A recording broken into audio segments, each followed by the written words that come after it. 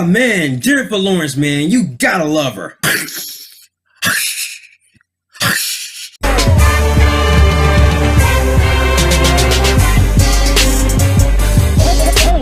Red Sparrow is a movie directed by Francis Lawrence and it stars Jennifer Lawrence and Joe Egerton. Jennifer Lawrence, she plays this Russian ballerina who suffered a career-ending injury, and then she gets recruited to this school called the Sparrows, and they train her to become a spy. So basically she uses her body to like gain information. And the main purpose of Jennifer Lawrence's character being trained by all these people who's part of the Sparrow School, they want her to get close to Joe Egerton's character and gain information about what operation he is going through that infringes with the Russian government.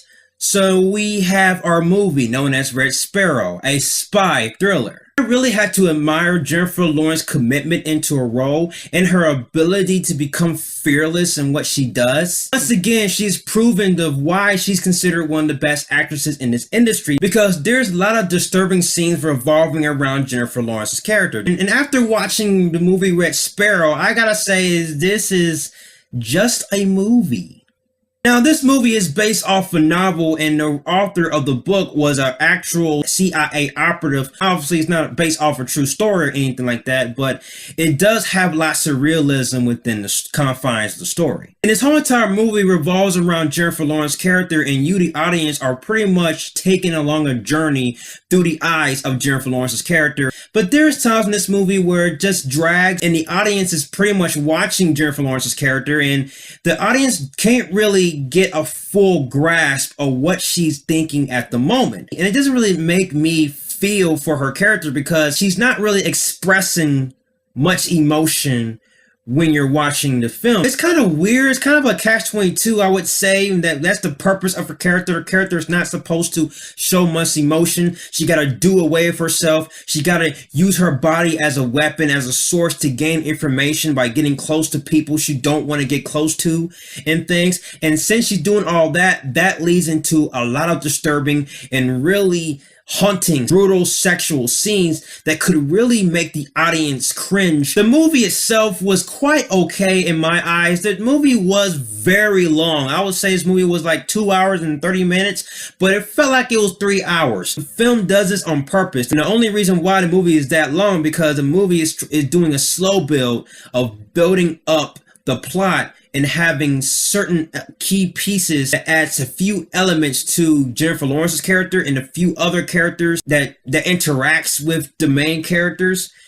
And it builds up a few twists and turns. And usually those type of scenes that you usually see in movies such as spy thrillers, you would consider those scenes to be unnecessary. And since it has all those long scenes, that kind of like took me out of the film a little bit because this movie was dragging so long that I really literally was checking the time and just wanting to know when was this movie going to end. I constantly asked myself, when is this movie going to end?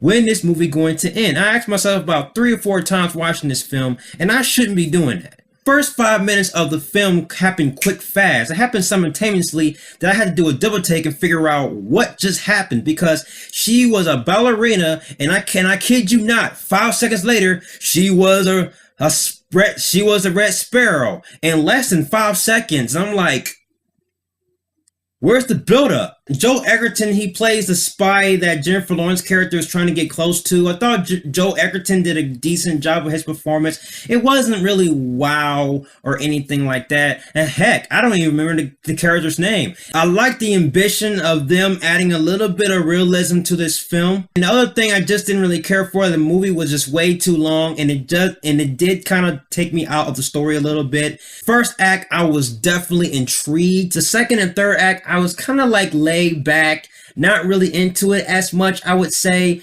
I gotta give Red Sparrow a Michael Keaton Batman. Again, this is a above average film at best. That's my review of Red Sparrow. Have you seen Red Sparrow?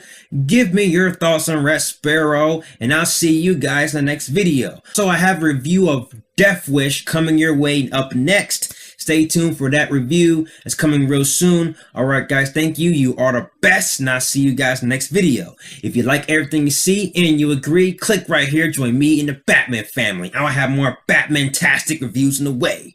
You have been warned. Till then, ciao.